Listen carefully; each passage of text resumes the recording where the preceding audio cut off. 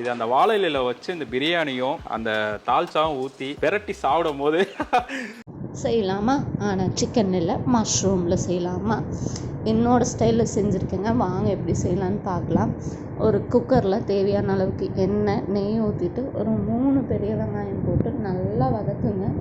வெங்காயம் வந்துட்டு ஓரளவுக்கு கண்ணாடி பதம் வந்ததும் இது கூடவே நல்லா நைஸாக நறுக்கி வச்சுருக்கிற ஒரு 4 பல் பூண்டு போட்டு நல்லா வதக்குங்க.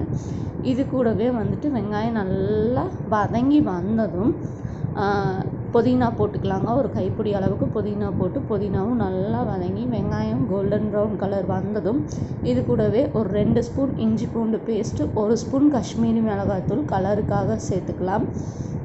இது கூடவே 2 தக்காளி போட்டு நல்லா மேஷ் ஆகி தக்காளி வெங்காயம் மேஷ் ஆகி வந்ததும் இது கூடவே கொஞ்சோண்டு கொத்தமல்லி தழை போட்டு நல்லா வதக்குங்க. வதக்கினதும் இது கூடவே வந்துட்டு ஒரு 15 சின்ன வெங்காயம், ஒரு 2 பச்சை மிளகா பல்ஸ் விட்டு எடுத்திருக்கேன், அதையும் போட்டு நல்லா வதக்குங்க. இது எல்லாமே நல்லா பைண்ட் ஆகி வந்ததும் 2 டம்ளர் அரிசிக்கு 1.25 ஸ்பூன் பிரியாணி மசாலா போட்டுக்கோங்க. போட்டுட்டு நல்லா வதக்குங்க.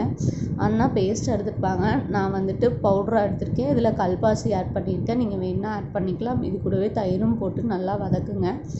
நல்லா பைண்ட் ஆகி கிரேவி டெக்ஸ்சர் வந்ததும் இது கூடவே நான் 200 கிராம் மஷ்ரூம் இன்றைக்கி எடுத்திருக்கேன். நல்லா கட் பண்ணி இது கூட சேர்த்து மஷ்ரூம் வந்துட்டு நல்லா அந்த மசாலா கூட பைண்ட் ஆகி வதங்கி வந்ததும் நான் இன்றைக்கி வந்துட்டு 2 டம்ளர் வீட்டு அரிசி தாங்க எடுத்திருக்கேன்.